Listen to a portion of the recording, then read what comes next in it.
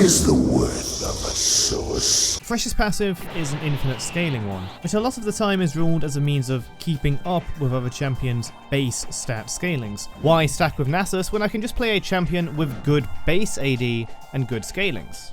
So what about Thresh? Thresh's passive allows him a chance to get souls from dead units, be they minions, monsters or champions. Each soul gives him armor and AP, one each per soul collected. Whilst no one has naturally occurring AP per level, most champions do have armor per level, but Thresh doesn't.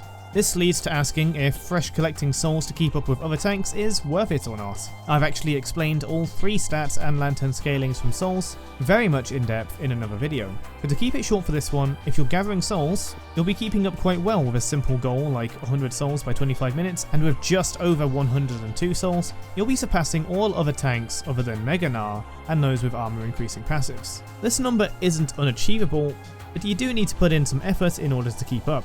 That said, the souls aren't just armor. You're also getting ability power with scalings that aren't bad, 1.5 on-hit magic damage per soul, and some lantern shield health. This is a video for Thresh's passive, and those are on his E and W respectively, so let's focus on the passive for now. If you're keeping up fairly well in armor alone at 100 souls, then getting an extra 100 AP on top of that, is it better than just keeping up with other CC supports? Well, his base damage isn't even bad, with Thresh's Q base damage being the same as Pyke's Q, and with an arguably better scaling you work up by just gathering souls, whereas Pyke needs to buy AD. Or health, I guess. This is great news, just with a certain unanswered question. How easy is it to keep up in souls? Since they drop from minions, that means enemies can contest them and also deny them. First off, what are the soul drop rates? Every champion def, large minion or large monster will drop a soul, with epic monsters and Nunu dropping 2 each, meaning each void grub drops 2 souls, for a total of 6 souls if you're around for the entire objective. Every small minion and monster, other than certain pets like Yorick's Mistwalkers, have a 33% chance baseline to drop a soul. League of Legends has its own way to keep this chance even across all of your games, similar to crit chance. With crits, every time you score a crit, your next attack's chance of critting lowers, and every time you don't crit, your next attack has a higher chance of being a critical strike. This is why some players, particularly Tryndamere players, might say they can feel when they're going to get a critical strike. With Thresh, a similar thing happens whenever a soul is to be dropped from a non-guaranteed source, like a small minion or monster. The chance of a soul appearing goes up whenever a soul is not dropped, and goes down whenever one is, but only so long as Thresh was close enough for the souls to have dropped in the first place. According to the League of Legends wiki, the soul drop rate dynamically adjusts in accordance with the expected quota of souls dropped. Unfortunately, that's as far as it is willing to explain.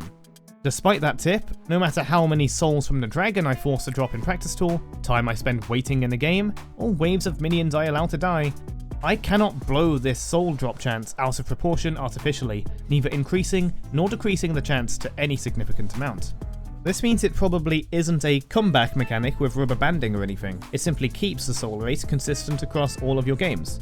The conclusion that we can draw is that you should be around dying things to harvest their souls, and make sure you don't leave them lying around to despawn, or you will actually fall behind.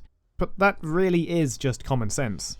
If you happen to know more about the technicalities about how souls drop, then please drop a comment down below, but the bottom line is, don't leave them lying around, and be the threshing reaper you're supposed to be. Harvest from as many dead as you can. If you're a support, try not to spend too much of your time on your roams away from minions in the river, and if you're in top lane, absolutely sit and farm those minions like a ranged Nasus. And no matter where you are, always try and snag those guaranteed souls when someone else or yourself are clearing jungle camps, scuttle crab, epic monsters, or even just cannon minions. And especially, don't pass up an assist on the void grubs if you're in the area. That's a minimum of 6 souls if you're around for the whole grub camp, and with a tiny chance of extra souls from the void mites. I used to think that the void mites didn't drop souls at all, spawning them over and over again in practice tool, until I repeatedly witnessed them do exactly that. Again, if you know more about that, please comment below.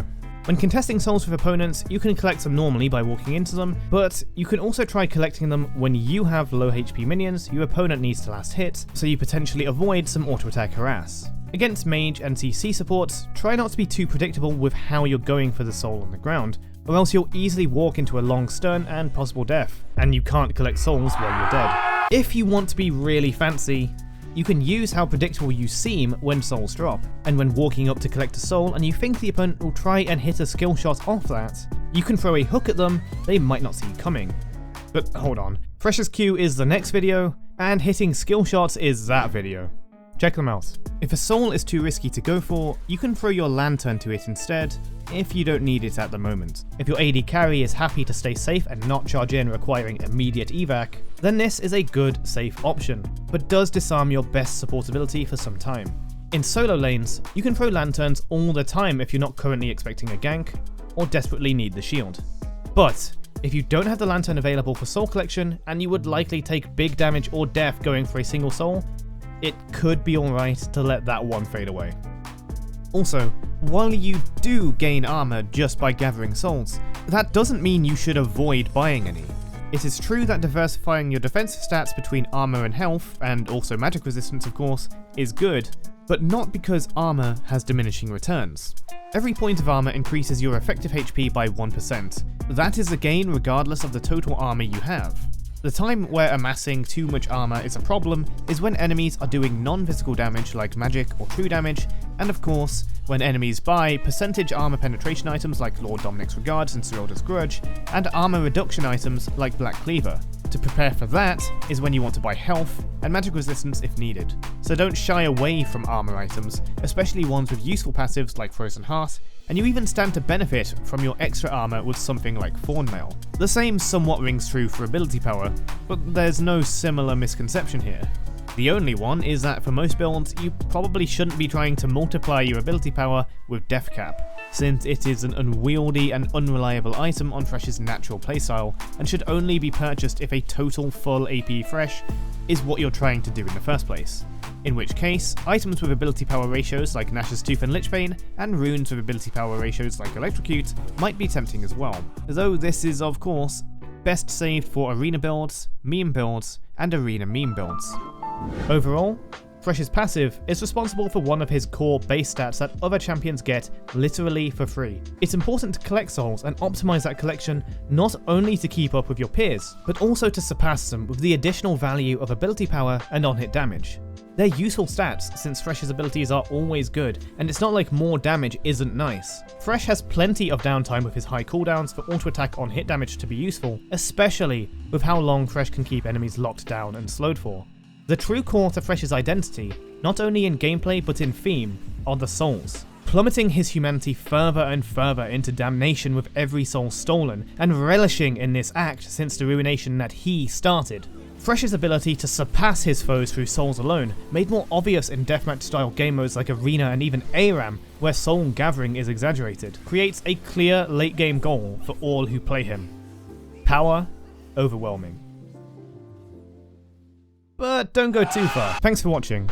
I explained even more about the soul stats in this video, and if you can't wait for me to over-explain Thresh's Q, then for now, how about a 30-minute guide on how to land hooks? Both of these will appear in the end screen, but first, a special thanks to AJBeat91, Warsquid, Ultimate Ground, Cryo's Dad, Gentleman Zeta, Lunar Eagle 1996, 53rd Alabama Booty Obi-Wan Kenobi, N Era, AC Immortal, Mr. Noodle, Bass1378, Gilbert Morals, Tioman Karanful, Luxius, Bizarro, Dario Castro, and Entity9.